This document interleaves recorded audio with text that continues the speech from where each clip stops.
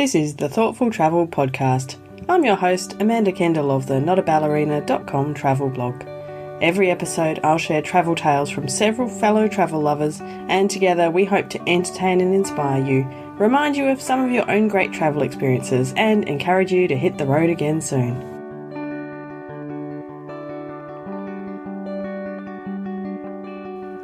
Hello and welcome to episode 92 of the Thoughtful Travel Podcast. Today we're talking about a topic where you take travelling kind of one step further and live in another country. And the title of today's episode is Expat Life on 3 Continents.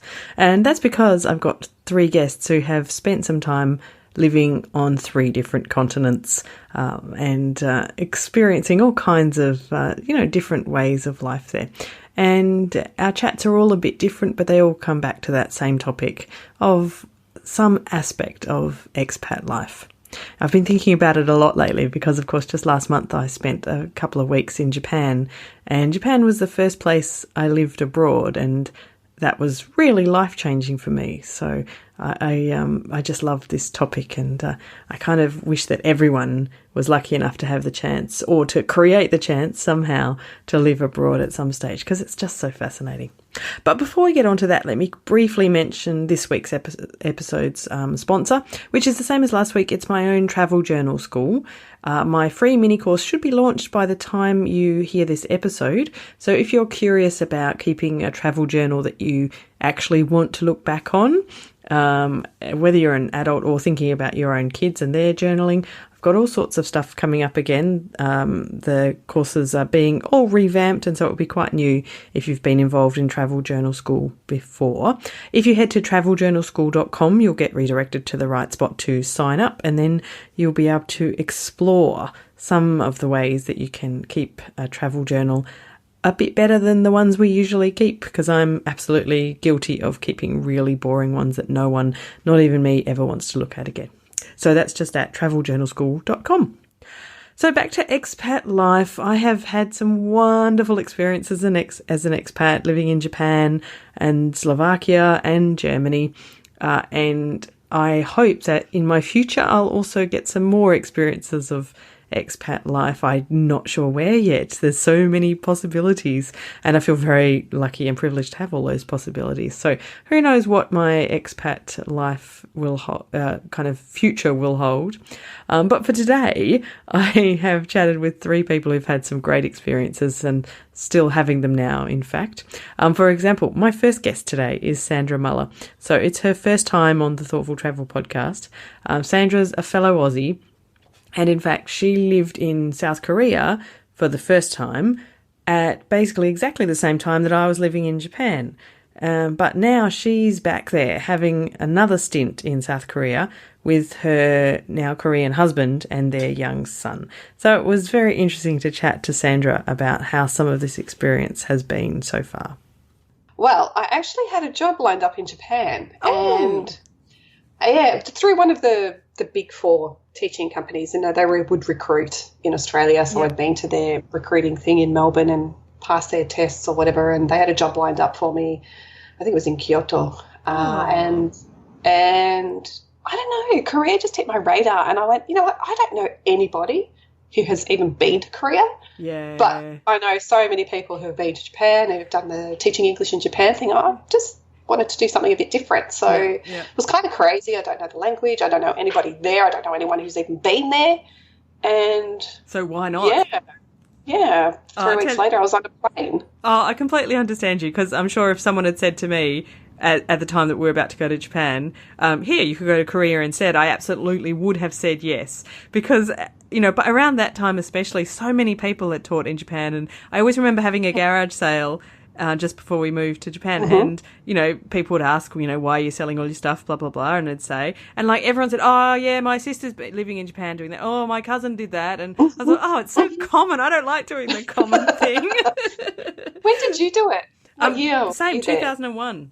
Oh, okay. Yeah. Okay, yeah. Because the rates of pay were comparable, and once you factored in the tax rate, and in Korea they included, and they still do usually, your accommodation as part of your salary package. Awesome. Right. So you had that taken care of, and And I thought, oh, the living costs seem to be a little bit less in Korea, so I might actually be better off financially.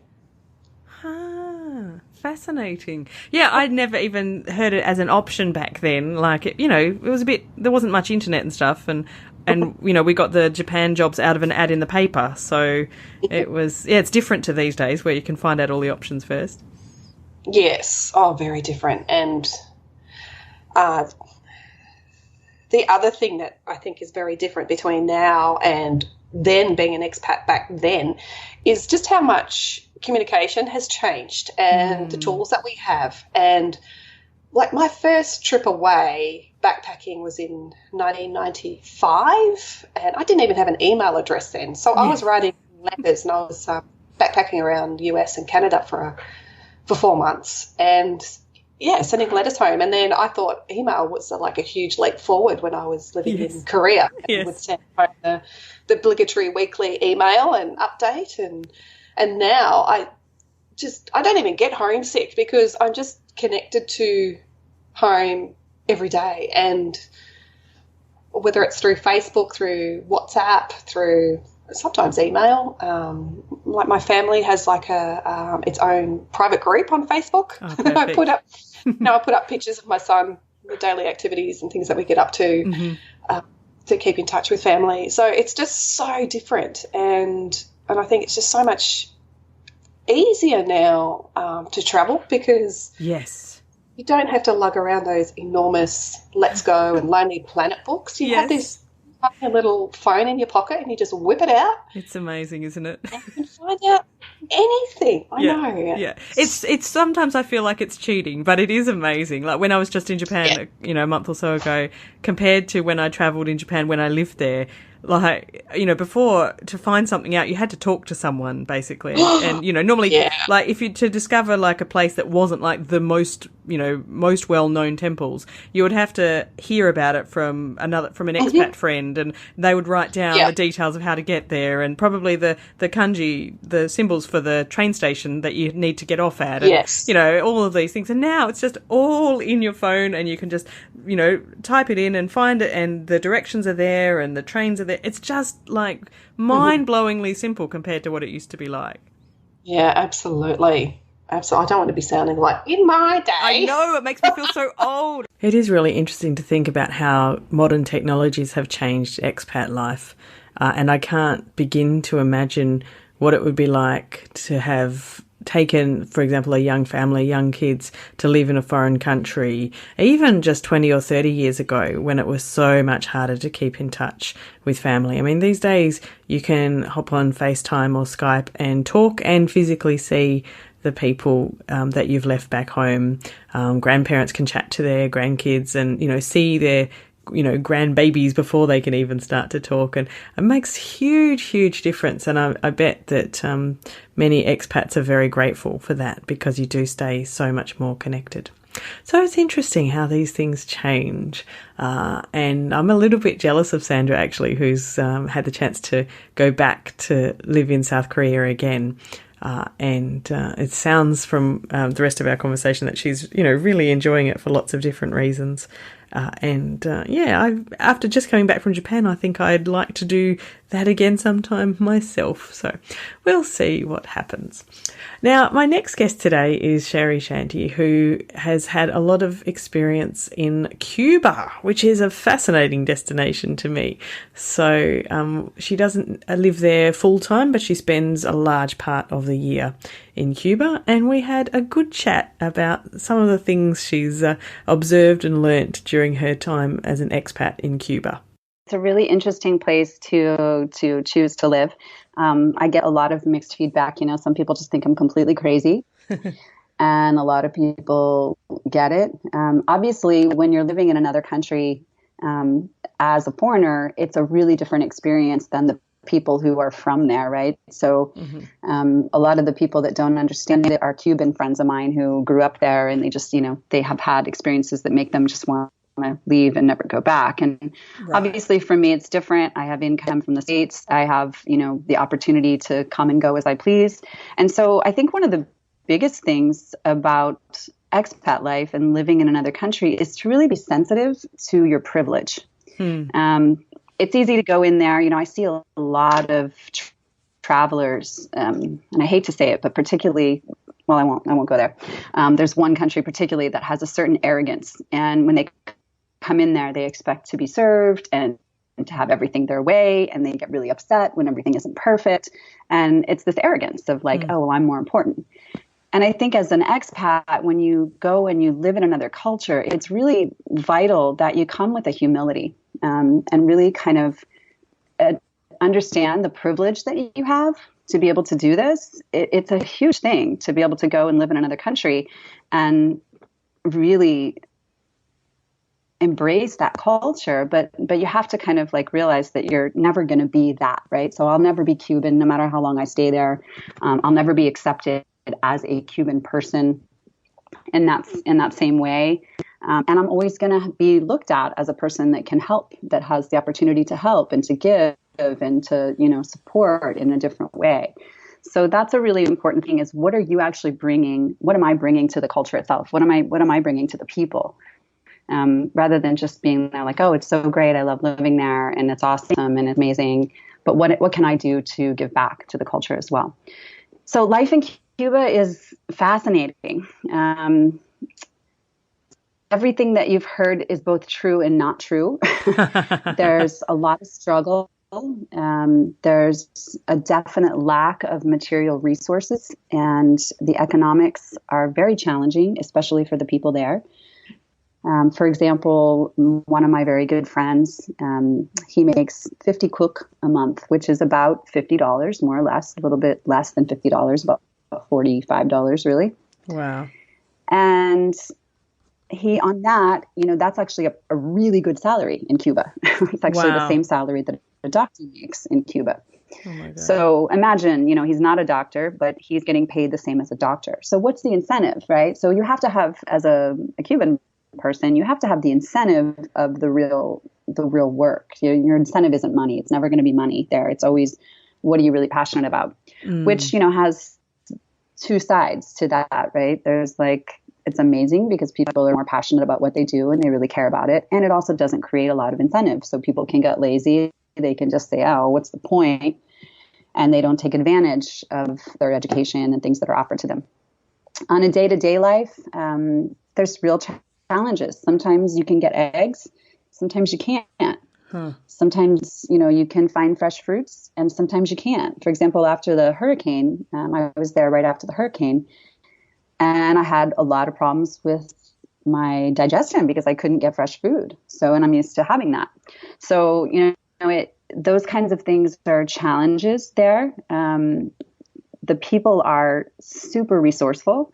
They can fix just about anything. And the thing that I love the most about the Cuban people is that no matter what it is that comes up, they work together to find a solution, whether it's working together to fix a car, or working together to fix a relationship, or working together to make sure that the family is taken care of, or working together to make sure that, everything is taken care of that they need. They know how to work together. They're really resourceful. They can find solutions for anything. And they do it with an attitude of that's just what it is. They don't think anything of it. They're super creative. It's just the Cuban way because they've had to survive under conditions that have been really, really challenging. And that builds a lot of resiliency in the people and a strength that I think to me is probably the gold of living there. I always feel really confident that no matter what comes up, I can handle it in Cuba because I have a community there of really close friends that I've been building over the last 8 years. And whatever I need, it's a phone call away. Of course, now we have cell phones there. When I first started going, there weren't very many cell phones. Right. Or I go down to the neighbor and I knock on the door. There's always someone there. If I'm going through something emotional and I need support, there's always someone there to talk to. You're never alone in Cuba. And sometimes that's hard as a foreigner because sometimes you're like, God, I just want some space. I just need a little time to myself. But they don't operate that way. And to them, if you're alone, something might be wrong. So they worry if you're alone. And that's beautiful too, because we tend to isolate in our problems when we're going through something hard, or we're depressed, or we're upset, we tend to isolate. And it's that isolation that actually creates more depression and more mental disease and more challenges for us to go through, because as human beings, we're designed to be reflective. We're designed to, talk and process and be able to have that reflection from another person. When we're only self-reflecting, we get sick. And that's why, you have the solitary confinement, right? That's the worst thing you can do to a human being. Yeah.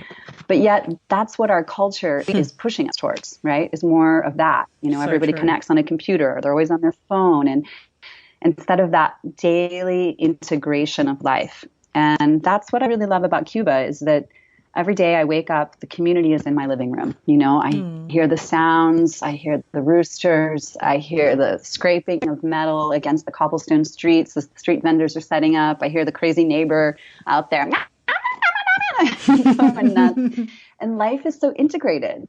So every day I wake up and I just feel this sense of community and this sense of, wow, I'm part of something bigger than myself and I'm not alone.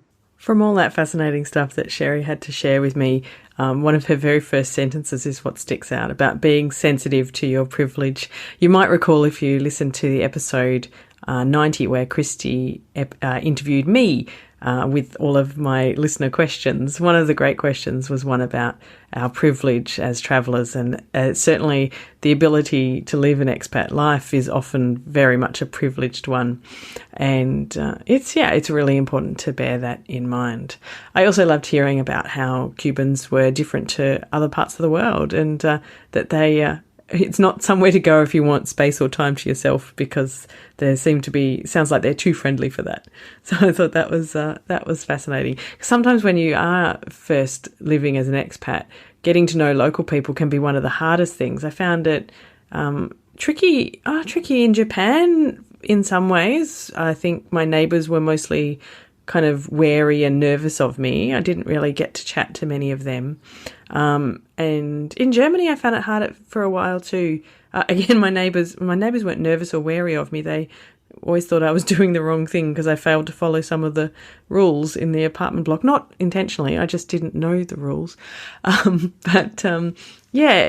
in can be hard, and I guess it depends a lot on where you go and how to do it, and it just often does take time. So, it's something that you often think about and experience in expat life is how to get to know the locals. It can be often very easy to develop an expat community or to be part of a circle of friends who are all expats together going through the same experience, but more difficult to get to know the locals in lots of situations. Anyway, my final guest today is Sarah Ridout, another fellow Aussie, and she's had a lot of experience living as an expat in Europe, especially in France and also in Ireland. And we chatted about the impact that this expat experience has had on her life, and it's certainly been very life-changing. Being an expat is almost like a high level of travel. It's living rather than holidaying, and I think that has the biggest impact on you, I think. So for me, in my life, the first time I really travelled, big trip, was after my undergraduate degree, and I went to the UK for a year, and that I was quite young, and so that gave me a lot of confidence, and then the travel that really changed my life would have been the 13 years in Europe. So, being in France, that was really a liberation, really, to actually be brave enough to go somewhere where you couldn't actually speak the language. Yes. And just live, was pretty outrageous, really, and the freedom of it and the things that I saw, and then starting to write and then having a new career and the cultural fulfillment and everything. I'd say that really changed my life, and then moving to Ireland after France, where I did my second master's, and I did a Master of Creative Writing at UCD, University College Dublin. Oh, fabulous. Yeah, it was really good. And that was sort of like adding a framework to the already, the steps I'd already taken in France. And that gave me confidence too. And meeting a lot of other writers in Ireland and the great academics that I met there too, like Frank McGuinness and, who's won BAFTA awards and stuff. And, just understanding the situation for me and stuff. I mean, he was actually, saying that I was in a really difficult situation because publishing likes to fit people in a box. Oh, and yes. I was an Australian who'd written a book in English, but it was set in France. I was studying creative writing in Ireland, but I wasn't Irish. Which to me sounds wonderful because I love all of those, international connections. But I can see what he means about the not fitting into a box. Yeah. Yeah. And then he said, and then you're going to return to Australia. And he said, you, out of all the people here in this course, you're going to have the hardest time. He basically said, not because you're not talented or anything, just because they're just so conservative and they won't know how to put you somewhere. Yeah. Isn't that a shame? It's probably true too, but... so it was funny. And for a while he was really right and it was quite sad. I was thinking, God, she weren't right, Frank. This is not good. And, but then when I came back to Australia... a friend said, you should put in for the QWC Hachette, manuscript development program. And so I did that and I got selected and that was the path then that I took and that helped me get published, so. Yeah. And all of that would not have happened without the expat living, right?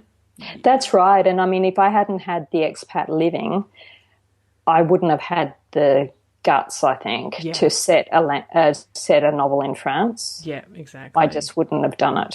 I really am sure of that. Yeah. Oh, I believe it. I mean, you said several times during this chat that living abroad gave you that confidence, and I think that's certainly something that is my experience too, because you are able to conquer all kinds of difficulties that you wouldn't encounter if you stayed home, and be they language difficulties or cultural or all kinds, but it just gives you this extra barrier and layer of confidence and new knowledge, and I think that helps in so many aspects of life. It's very clear that Sarah's life would be completely and utterly different without her expat experience, and the same I can say of my own life as well, and I'm sure that many, many people's lives have been changed through various consequences of a stint of living abroad or pursuing an expat life. So I'm very curious to hear what your experience of expat life is. If you've lived in another country, then hop over to our Facebook group, Thoughtful Travellers, and tell me, what did you experience? Good, bad, ugly, indifferent, whatever. I'm very, very keen to hear about it. You can find our Facebook group just by searching for Thoughtful Travellers on Facebook itself, or there's always a link in our show notes. Now, for this episode, our show notes will be at notaballerina.com/92 for episode 92.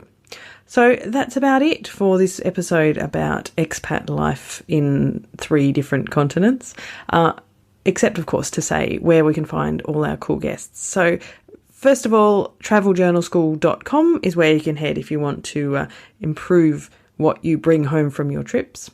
Now, my first guest today was Sandra Muller, and you can find Sandra at sandralmuller.com, and you can also find her at her new project, thesmarterwriter.com. Cheri's site is called The Breath of Cuba, and you can find that at thebreathofcuba.com. She has some amazing stories and an amazing book. And Sarah Ridout is at sarahridout.com.au. The Ridout is Ridout, and she has also her amazing book Le Chateau set in France, and kind of a product of some of her expat experience, although the stuff that happens in that book did not happen to her. You'll understand that when you read it. But it was one of my favourite books of last year.